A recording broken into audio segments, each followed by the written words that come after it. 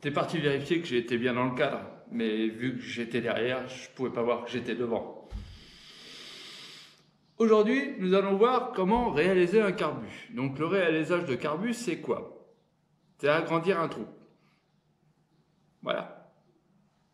Alors oui, dans la globalité, le réalisage de carbus, c'est agrandir un trou. Et plus précisément, le trou de l'air, en fait.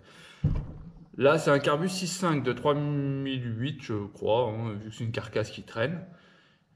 Et donc 6.5, parce que ça fait 6.5 de diamètre, le trou à l'intérieur. Putain, j'ai couru, moi. Et du coup, on va juste agrandir ça. Je vais vous montrer comment on va faire. Pour ce faire, nous allons avoir besoin de forêt, vu qu'il faut percer. Donc là, j'ai un forêt de 7.5 et de 8.5, mais on peut aller jusqu'à, et je crois que j'en ai vu qui sont allés jusqu'à 10. Après, ça laisse plus beaucoup de matière, mais bon. Là, on a un forêt de 4.5. C'est bizarre d'attraper quand on regarde la caméra. Ça, c'est une petite vis en M5, un tarot en M5 et une petite lime ronde pour ébavurer par la suite. J'ai serré mon carbus dans mon petit étau, comme ça, que je vais placer après sur ma perceuse à colonne avec mon forêt, je me trompe pas, de 7.5, parce qu'on va pas percer à 8.5 d'un coup, hein, ça risquerait de tout foirer. Moi, je perce progressivement, et de toute façon, c'est ce qu'il faut faire. Donc, je vais le positionner, et après, c'est parti, on va percer. Hein. On est techniquement bien placé. Donc je me suis servi de la forme conique de mon forêt pour bien placer, je l'ai coincé, après j'ai serré, comme ça au moins je sais que je suis au milieu. Je l'ai descendu au maximum pour pouvoir avoir un max d'allonge, même s'il descendra, hein. C'est une perceuse à colonne. Hein. Alors on va percer. On met une vitesse lente, c'est préférable. Bon, je tiens tout quand même, on sait jamais.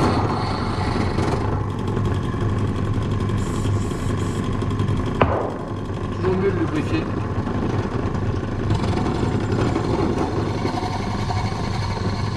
on y va tout doucement.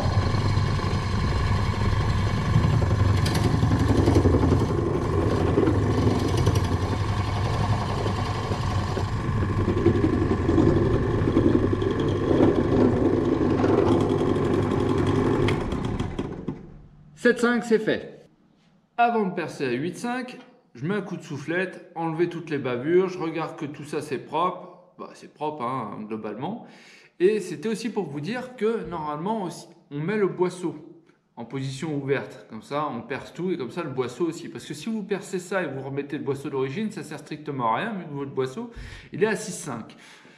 Sauf que il n'y a plus beaucoup de matière sur votre boisseau. Donc, il ne sert plus à rien. Vous avez ouvert et de toute façon, il va faire pop, pop, pop, pop. Votre moteur va pas marcher. Ça va marcher, mais ça va pas marcher génial. Votre boisseau ne servira plus à rien. Donc, il y en a qui conseillent de passer au boisseau plat. Ce que je vous conseille aussi, c'est pour ça que je n'ai pas mis mon boisseau dedans. Et voilà. 8.5, c'est parti.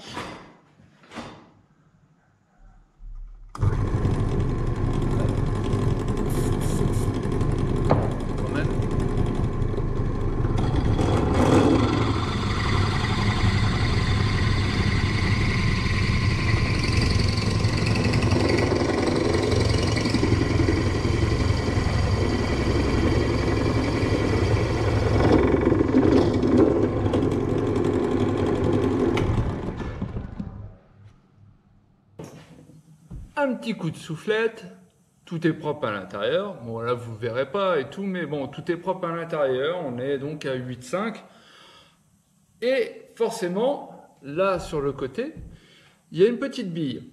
Et vu qu'on a rogné à l'intérieur, qu'on a attaqué la tôle, et cette petite bille, elle a été bouffée aussi. Donc il faut la dégager. On met un petit coup de chasse-goupille et on dégage la bille. C'est parti. Bon, j'ai pas de chasse-goupille, alors je prends un beau forêt, c'est dommage pour ça. Et ouais, donc faut que j'achète des chasse-goupilles, mais je gagne pas assez d'argent avec YouTube. Pour l'instant, j'ai réussi qu'à m'acheter un Mac chez Jiffy. Faut que vous likez plus, les gars, ça va pas ça. Bon, et puis hop.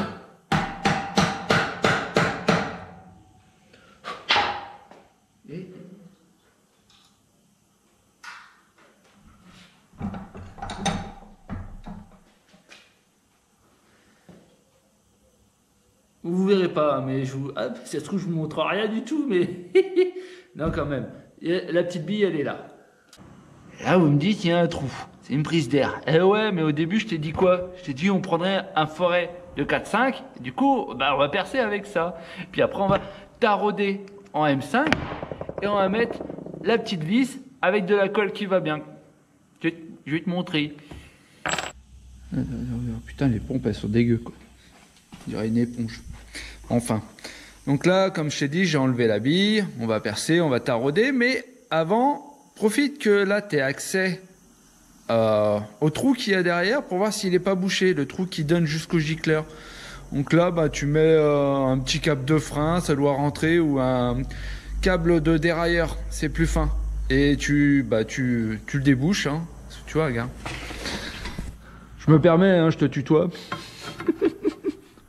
Et là, oh putain, avec la caméra, c'est chiant à montrer du doigt. Là, en fait, ton conduit, il fait ça, clac, clac, et il donne jusqu'au gicleur. Non, c'est pas le gicleur, ça. Oh, je dis de la merde. Ah, on y est. Le gicleur, il est derrière ça. Tu vois, regarde, il est là. Et ça, en fait, ton conduit, il a un tout petit trou ici. Et des fois, il est bouché. Et c'est ça qui merde. Alors, vérifie. Bon, là, je le fais à la perceuse, comme ça. Donc, hop, je vais percer, mais je vais y aller tout doucement. Parce qu'il faudrait, comme je vous ai dit, de ne pas abîmer le petit trou qui est derrière. Donc, j'y vais.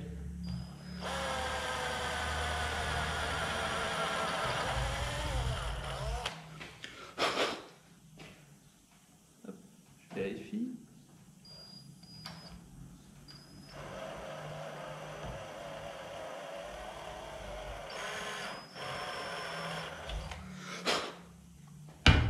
C'est bon. Le petit tarot en M5. Donc là, hop, on le positionne bien droit.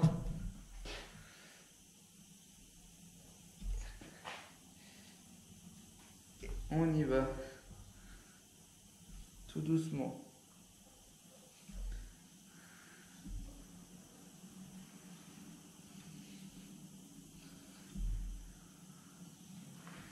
Et on tourne, et on détourne, et on tourne, et on détourne. Et on tourne, on détourne, strictement rien dire. Hop.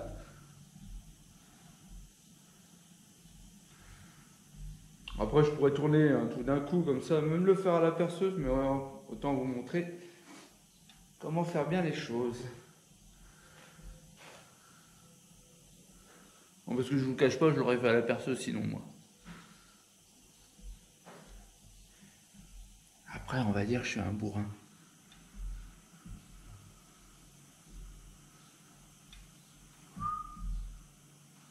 Voilà. On vérifie quand même qu'on n'abîme pas le trou en face, toujours, il est très important. Donc, là, on va pas tarder à sortir.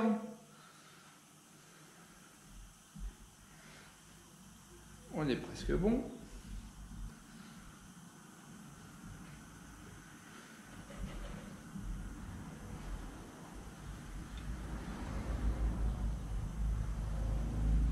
Et là, hop, on y est.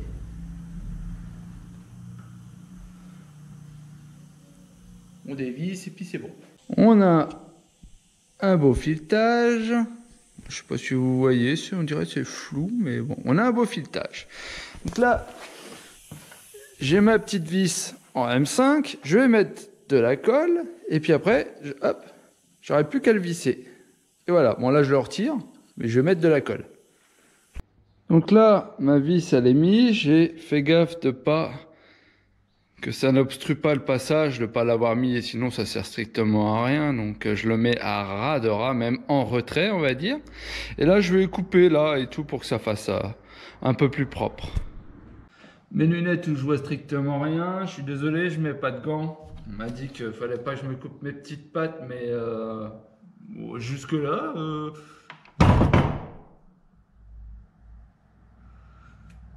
Impeccable. Là tu vas voir, je vais me couper les doigts.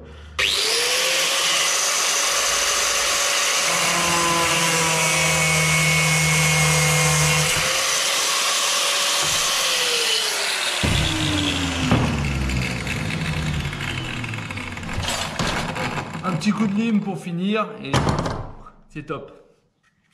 Bon, bah, je vous ai dit qu'on se servirait aussi de la lime. Donc là, en perçant, on a fait des petites bavures au niveau du boisseau.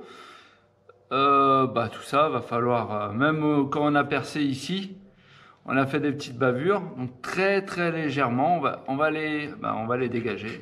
Donc on fait comme ça. Donc, je ne vais pas vous montrer 1000 ans comment, vous savez comment limer, je pense. Et moi, je vais m'amuser à le faire. Mais tout délicatement, hein, faut pas rayer, faut pas tout ça. On met le boisseau, on vérifie qu'il tourne bien. Si ça tourne, oh, mais ça s'enlève bien en plus. Et si ça s'enlève, hop. Et puis si ça tourne bien, bah, c'est que c'est bon. Bon bah le réalisage de carbu c'est fait, c'est fini. C'était pas compliqué, vous avez vu, hein, du perçage et puis voilà. Hein. Que dire d'autre? Bon bah si vous faites un réalisage de carbu, il vous faut obligatoirement, et moi je préconise on va dire par rapport à tout ce que j'ai lu, hein, c'est pas, je dis oh c'est pas moi, hein, là c'est vraiment ce que j'ai lu. Un boisseau plat, parce que votre boisseau si vous le percez, comme je vous ai dit il sert pas à grand chose. Il vous faut un gicleur variable.